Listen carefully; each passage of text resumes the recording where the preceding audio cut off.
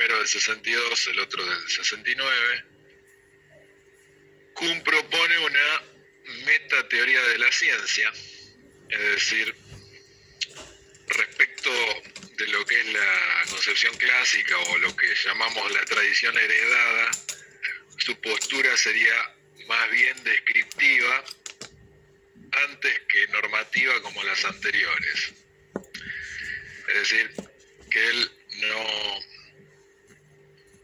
hace como los epistemólogos empiristas, ya sea inductivistas o falsacionistas, no dice qué es lo que tienen que hacer los científicos, sino solamente describe cómo actúan los científicos. Ahí podemos ver una diferencia fundamental en el enfoque que le da cada concepción. Bueno, y para diferenciarse de la tradición heredada, va a introducir un nuevo término que se llama paradigma, el cual designa una estructura teórico-empírica que, a diferencia de la teoría, esta es solamente una relación lógica entre distintos tipos de enunciados, en los cuales unos se van sucediendo de manera deductiva a partir de otros. ¿Cómo? ¿Relación lógica de enunciados? En los cuales unos se van sucediendo deductivamente o se van deduciendo, si querés decirlo de manera más específica, uno a partir de otros. ¿Con eso te queda alguna duda, José? Porque es fundamental de lo visto hasta ahora. Se formula una teoría a partir de determinado marco teórico como para solucionar un problema. El punto de partida es la hipótesis fundamental o principal, hasta llegar finalmente a los enunciados de las consecuencias observacionales, que son las que la ponen a prueba. Bueno, en el medio ya sabemos que puede haber diferentes tipos de enunciados, como hipótesis derivadas, ¿no? Que sean cuantificados existencialmente o universalmente. Bueno, pero que quede claro que para la tradición clásica, una teoría es simplemente una relación lógica entre diferentes tipos de enunciados. En cambio, un paradigma es una estructura teórico-empírica y que tenía tres componentes: las generalizaciones simbólicas, las aplicaciones ejemplares o ejemplos compartidos, y el componente netamente empírico, que era los modelos empíricos de aplicación o aplicaciones ejemplares. Bueno, las generalizaciones simbólicas, si los queremos seguir comparando con una teoría, lo podemos hacer corresponder con las hipótesis fundamentales, siendo, si es que llegan a ser enunciados teóricos, ¿no? Una generalización simbólica equivale en la concepción clásica de teoría a un enunciado teórico puro. Bueno, y Kuhn lo define como enunciados muy generales sobre determinado campo de estudio, enunciados muy generales sobre determinado campo de estudio en el que se mencionan sus entes, o sea, sus objetos de estudio, y las relaciones más generales que se pueden establecer entre ellos. Habíamos visto como ejemplo el segundo principio de Newton, ¿no? Que decía que la fuerza era igual a la masa por aceleración. Las aplicaciones ejemplares o ejemplos compartidos se refieren a zonas de la realidad en las que se aplican las generalizaciones simbólicas. Esas serían las leyes especiales, perdón, profesor. No. Ah, Esos serían los modelos empíricos de aplicación, aplicaciones ejemplares o ejemplos compartidos. Es el componente netamente empírico del paradigma. ¿Dónde se aplican? Disculpen, ¿son las de la realidad donde se aplican? Las generalizaciones simbólicas. Pero resulta que, como habíamos dicho, que la generalización simbólica, valga la redundancia, son de una generalidad tan grande, tan abstractas, que no se pueden aplicar directamente a la realidad, o sea, no se pueden aplicar directamente a los modelos empíricos de aplicación, entonces necesitaban transformarse en leyes especiales.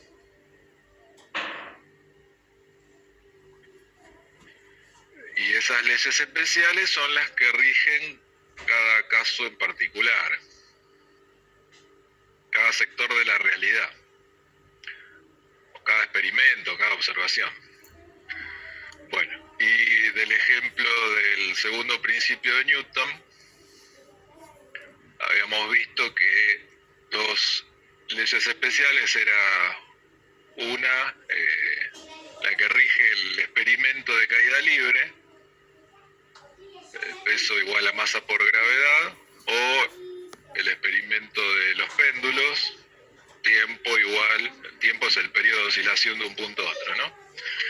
Tiempo igual a 2pi por la raíz cuadrada de la longitud de la cuerda sobre la gravedad.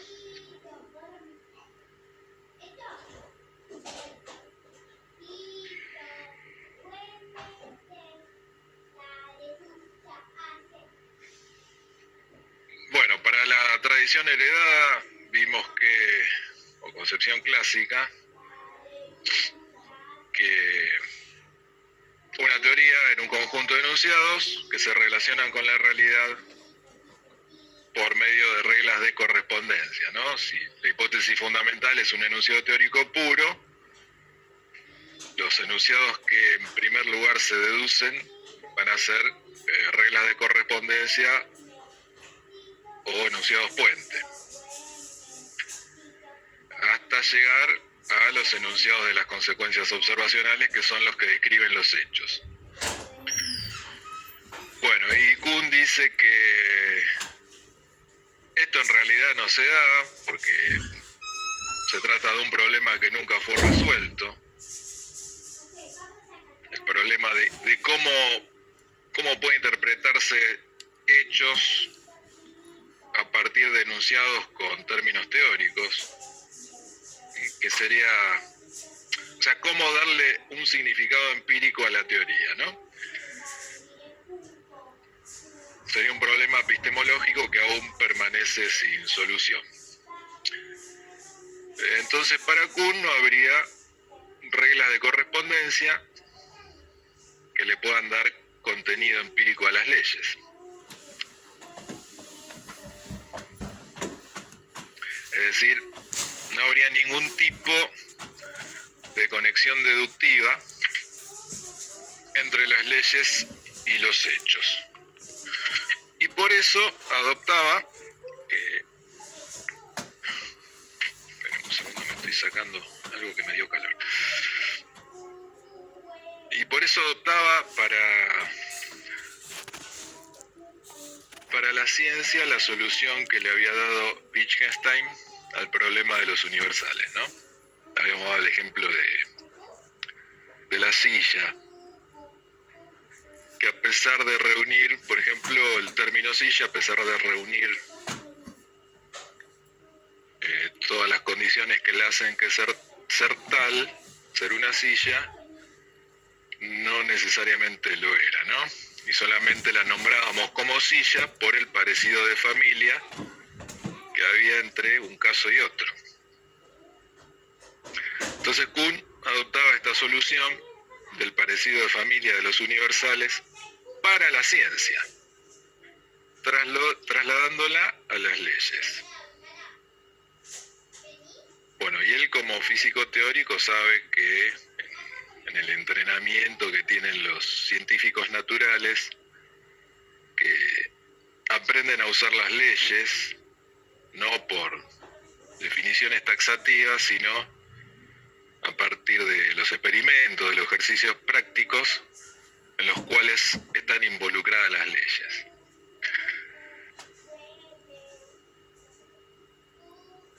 Y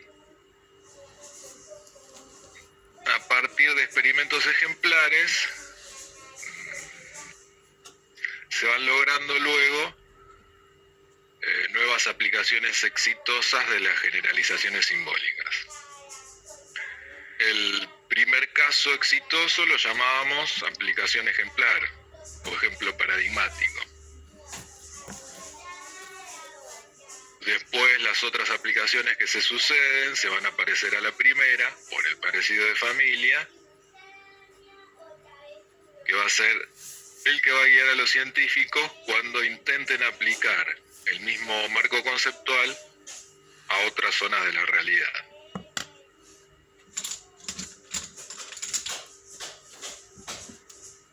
Bueno, creo que hasta ahí era, ¿no?, que habíamos visto.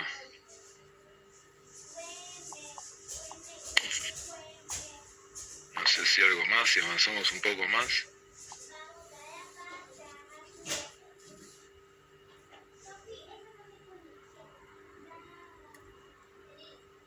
No, después vimos las etapas en el tiempo, digamos. Lo que podríamos agregar de esto último, que es el reconocimiento perceptual de una aplicación y de su similitud con otra. Dice Kuhn que esto se debe a que en las prácticas que hacen los científicos, al manipular ciertos símbolos y objetos se va formando una determinada estructura perceptiva, una Gestalt, es un término alemán, que se traduce como forma o configuración. Y el verbo gestalten quiere decir dar forma, diseñar. Entonces cada científico, por el parecido de familia, va forjándose en su mente una determinada Gestalt, que es lo mismo que decir una determinada estructura perceptiva que le hace ver la realidad.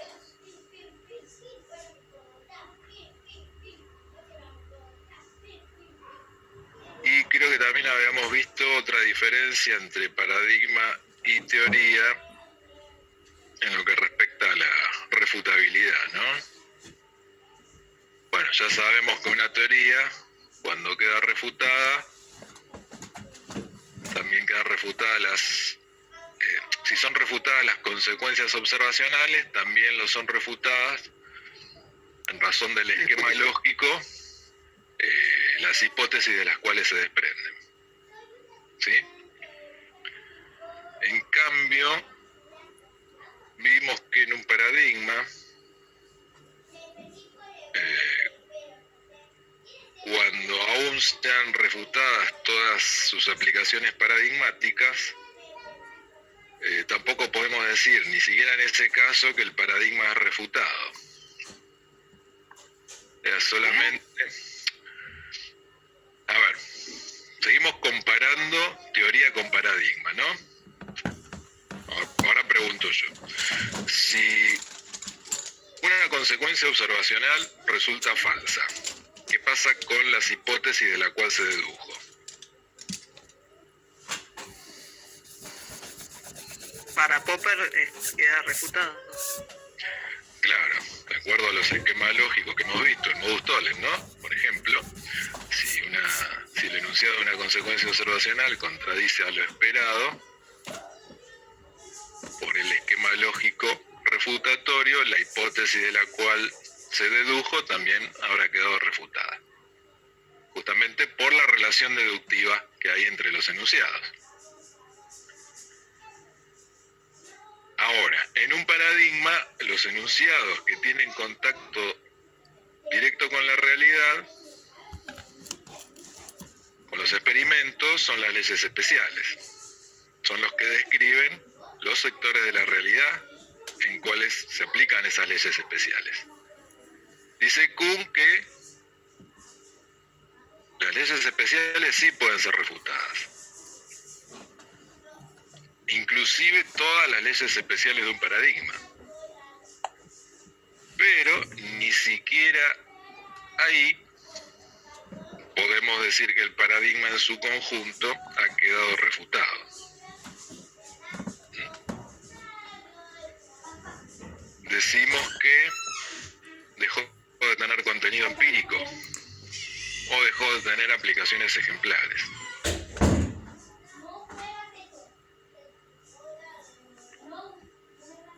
Es decir que ni siquiera en ese caso podemos decir que las generalizaciones simbólicas son falsas, ¿no? Sencillamente deja de ser una ley de las ciencias fácticas y se convierte en un enunciado general sin contenido empírico, que carece de aplicaciones. Por el momento, digamos, porque habría que salir a buscar nuevas leyes. Y bueno, sí, pero yo diría que para ese momento ya estamos en posesión de un nuevo paradigma. Depende de la comunidad de científicos. Claro, sí puede haber científicos muy testarudos que siguen siendo muy conservadores y quieren permanecer en el paradigma vigente, bueno. Es más, Kuhn lo dice en algún momento, dice que es preferible tener una herramienta mellada a no tener ninguna. Bueno, entonces, si un paradigma deja de tener contenido empírico, o sea que carece de aplicaciones ejemplares, pasa a ser como algunas teorías metafísicas o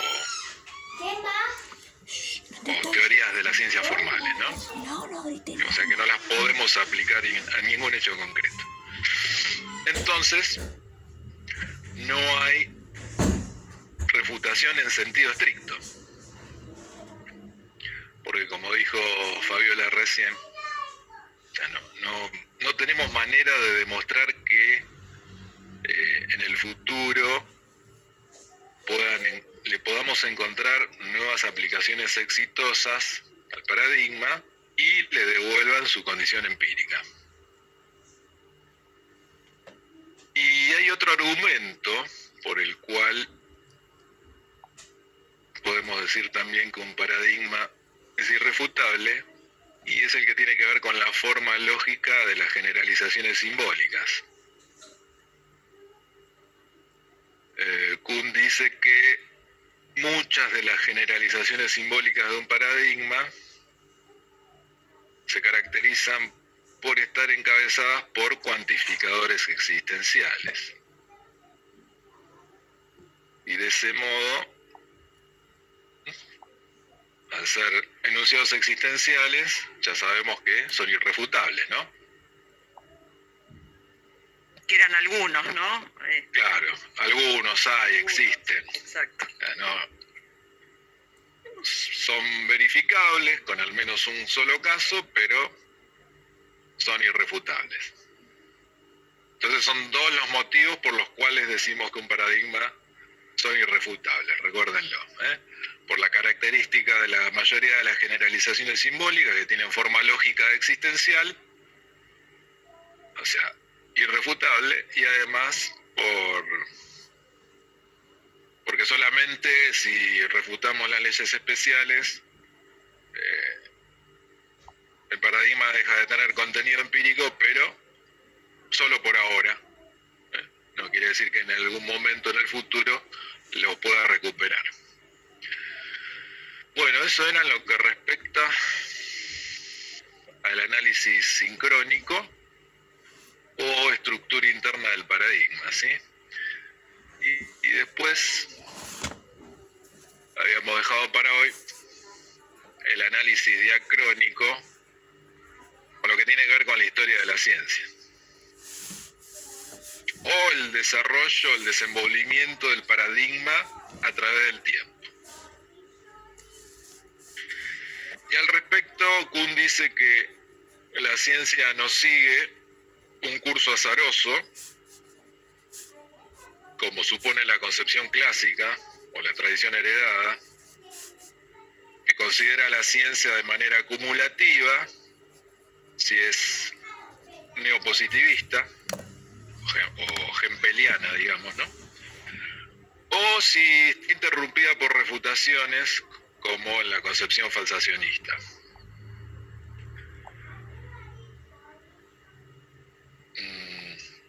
Dice Kuhn que en ninguno de los dos casos es posible pensar una secuencia ordenada de los ciclos históricos.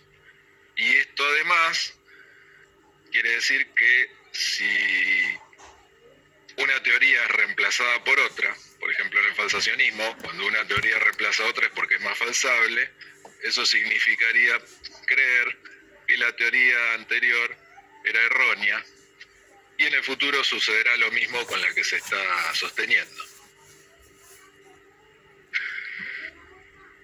Y Kuhn dice que él ve que la ciencia no sigue un curso azaroso, como supone la concepción clásica, sino que está estructurada por una secuencia evolutiva que es igual en todos los paradigmas.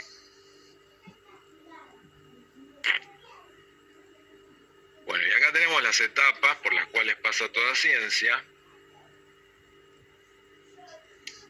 que serían el periodo preparadigmático o de presciencia,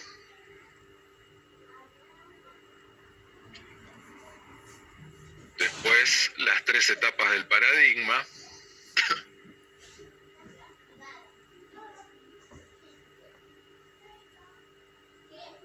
que era la etapa de ciencia normal,